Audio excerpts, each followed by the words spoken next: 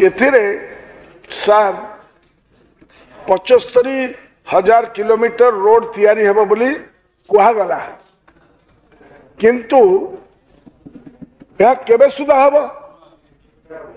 Are कौन तारीख देले नहीं कि वर्ष देले नहीं 2036 मसीहा सुधा ना मुहूर्त काल 2047 मसीहा सुधा करा जीवो ना 5 वर्ष भितर करिवे जदि 5 वर्ष भितर करिवार अछि तेबे वर्ष को 15,000 किलोमीटर पड़िला अथवा दिन को 41 किलोमीटर निर्माण करिया पई पड़िबो किंतु सरकारी परिसंख्यान अनुसार आम देश रे वर्तमान प्रतिदिन पाखापाखि मैक्सिमम टू मैक्सिमम 30 किलोमीटर सही पारुछ government of India national highway निर्माण हो पारुछ तो आपण 41 किलोमीटर रास्ता निर्माण करेंगे मु मना करने जे आपण न करि परिबे बोली किंतु what is the road map एथिपाई कौन व्यवस्था आपण पाखे अच्छी ताकू आपण जनइबे द्वितीय बिंदु है एथुरु जा जना पड़ुछि जे याको सफल रूप में रूपायन करने को हेले multiple departments of state government such as wars department revenue department forest and environment department transport department electronics and IT department मध्य कोऑर्डिनेशन दरकार मंत्री महोदय कहिबे कारण ये समस्त डिपार्टमेंट गुड़िकर मध्य किछि किछि इंपोर्टेंट रोल एथिपाई अच्छी तेणु ये कोऑर्डिनेटेड मीटिंग आपण करिसेंत बिफोर माने laying this bill on the table of the house यही बिल उद्देश्य ओडिशा स्टेट हाईवे अथॉरिटी नामक एक ऑटोनोमस बॉडी गठन करबा जहाँकि राज्य रे दक्ष एवं सुरक्षित सड़क भित्तिभूमि प्रभावी परिचालना करने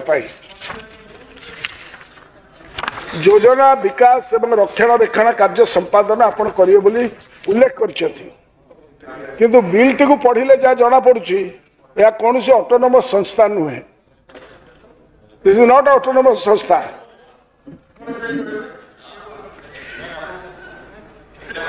बस पड़ुछि से कहे यार किसी ऑटोनोमी मध्य नाही प्रथमतः बिल कौन सी जगह रे चैप्टर 7 अंडर रे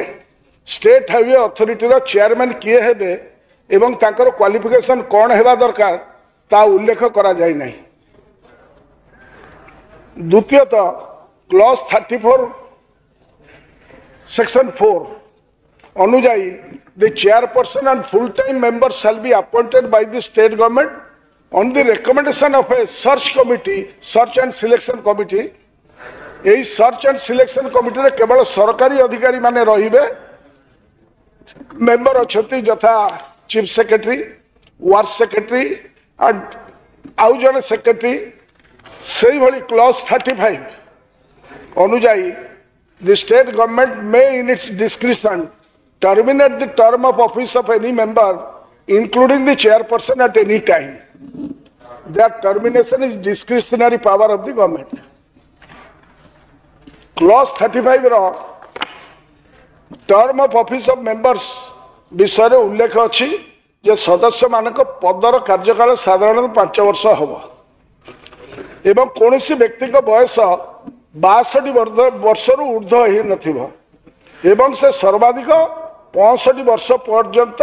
सदस्य पदर रही पारिबे एतद व्यतीत क्लॉज 37 ने उल्लेख अछि जे कोनोसी सदस्य पुनर्नियुक्ति हेले ताकर बयस 64 वर्ष रु कम होइथिबो 64 this seems to be a great anomaly which needs to be rectified जेहेतु 5 वर्ष कार्यकाल अवधि दिया जीवो तेनु अपर एज लिमिट 67 वर्ष रहिबा कथा किंतु ता रहि नै मु जाने ना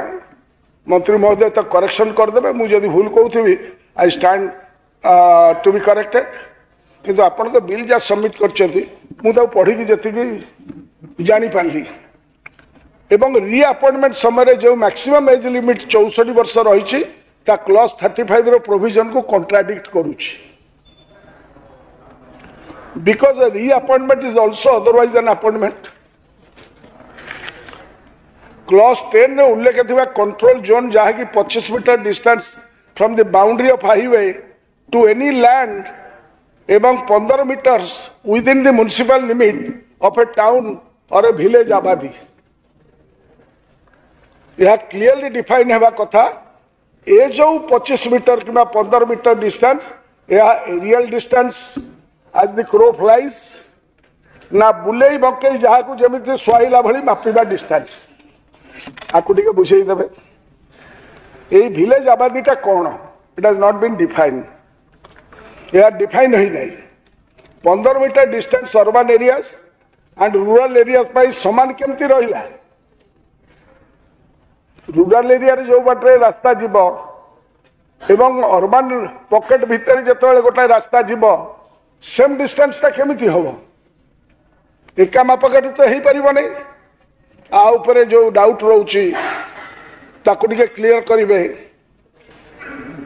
एतद व्यतीत यार रेफरेंस पॉइंट कौन हम ताकू जदि आम न धरबू तेज आम ठीक भाव में रही पारूँ क्यों पॉइंट रु क्यों पॉइंट को डिस्टेंस मपा तार उल्लेख करा जाए नहीं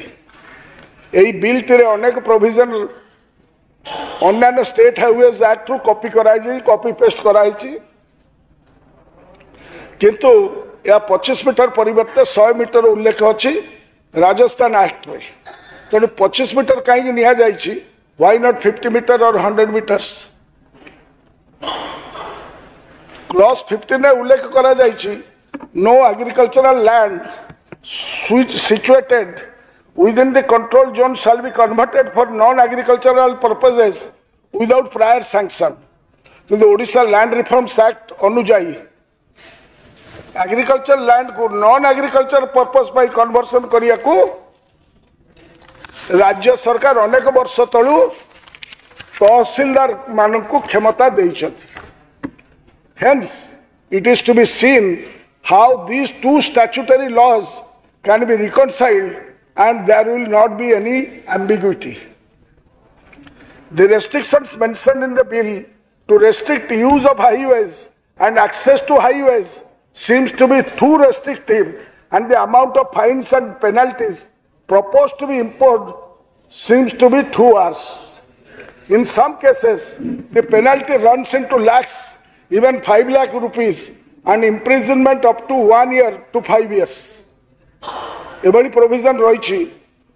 which is excess since in many cases the fine as well as the imprisonment are extendable the law enforcing and may impose the maximum limit of fine and penalty. By doing so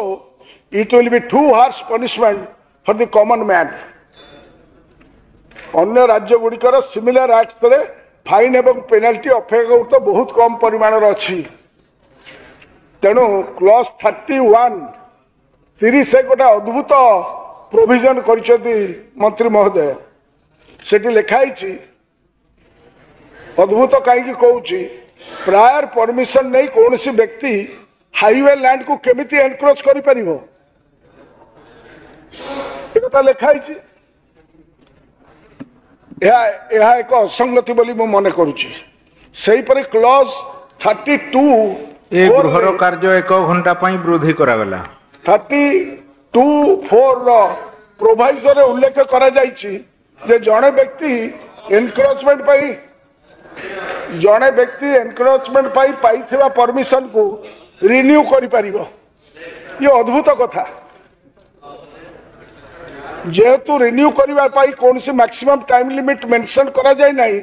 यार अर्थ जड़े व्यक्ति indefinite period permission को renewal करी highway land को encroach करी रखिबा यह किपरि संभव होबो।